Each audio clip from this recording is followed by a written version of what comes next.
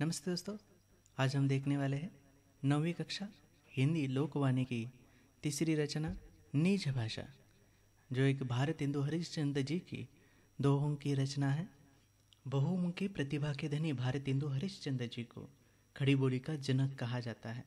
आपने कविता, नाटक, निबंध, व्याख्यान आदि का लेखन किया है। तो देखते हैं यह दोहों की रचना। दोहा यह अर्धसममात्रिक छंद है। यह 2 पंक्ति का होता है। इसमें 4 चरण माने जाते हैं। इसमें विषम चरणों यानी प्रथम और तृतीय में 13-13 मात्राएं होती है और सम चरणों में यानी द्वितीय और चतुर्थ में 11-11 मात्राएं होती है। तो देखते हैं निज भाषा। पहला दोहा है, निज भाषा उन्नति अहे सब उन्नति को मूल, बिन निज भाषा ज्ञान के मिटत न ही को सूल। तो इसका सरल अर्थ देख लेते हैं। निज का मतलब है अपनी भाषा। निज भाषा में ही अपनी उन्नति है और यह उन्नति सभी उन्नति का मूल है। यानी अपनी भाषा की उन्नति में ही सब प्रकार की उन्नति है। बिन निज भाषा ज्ञान के मिटत न ही को सूल। सूल का मतलब पीड़ा, यह का मतलब हृदय। हृदय की पीड़ा अपने भाषा के ज्ञान के बिना मिटती नहीं। इसलिए अपनी भाषा का समुचित ज्ञान हमें प्राप्त करते रहना चाहिए। अंग्रेजी पढ़ी के यद्यपि सब गुण होत प्रवीण, पय निज भाषा ज्ञान बिन रहत हीन के हीन।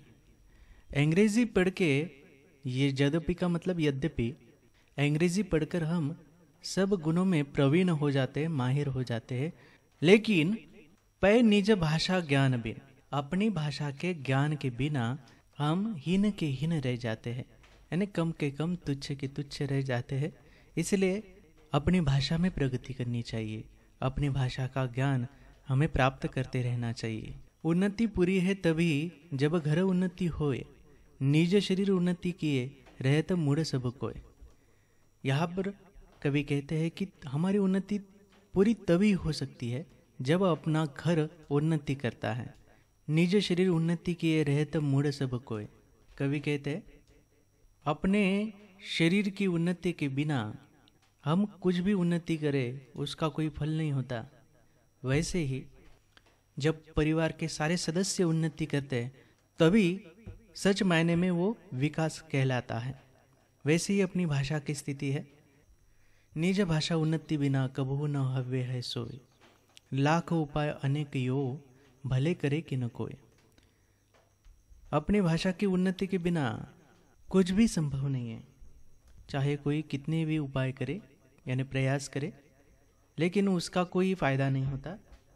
अपनी भाषा की उन्नति के बिना कोई मनुष्य सुखी नहीं रह सकता।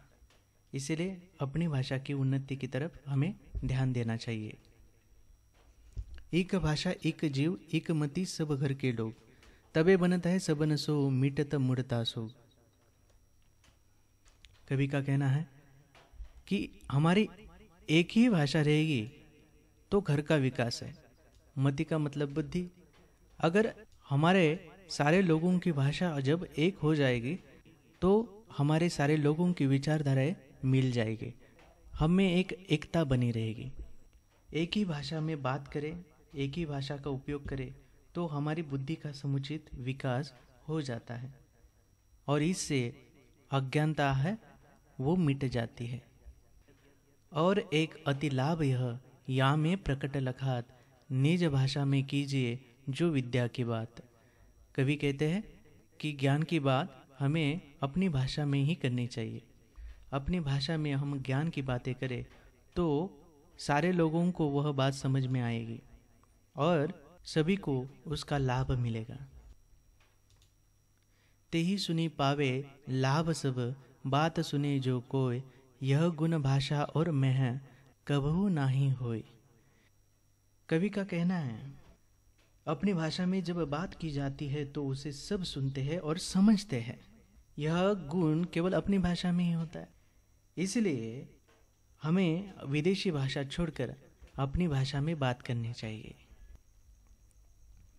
विविध कला शिक्षा अमित, ज्ञान अनेक प्रकार, सब देशन से ले करहु भाषा माही प्रचार। कवि का कहना है कि हमारे यहाँ विविध कलाएं हैं और शिक्षा अमित है, जिसकी कोई सीमा नहीं है। ज्ञान अनेक प्रकार का है, इसलिए सब देशों से ज्ञान प्राप्त करके उसे अपनी भाषा में उसका प्रचार करना चाहिए। भारत में सब भिन्न अति ताहि सो उत्पात, विविध देश मतहु विविध भाषा विविध लखात। कवि का कहना है कि हमारे भारत देश में सब प्रकार से भिन्नता व्याप्त है, इसलिए झगड़े भी हो जाते हैं। विविध प्रांत के कारण हमारे मत भी विविध बन जाते हैं और विविध भाषाएं बोली और लिखी जाती है। इसलिए हमें अपनी भाषा का विकास करके एकता के सूत्र में बंध जाना है।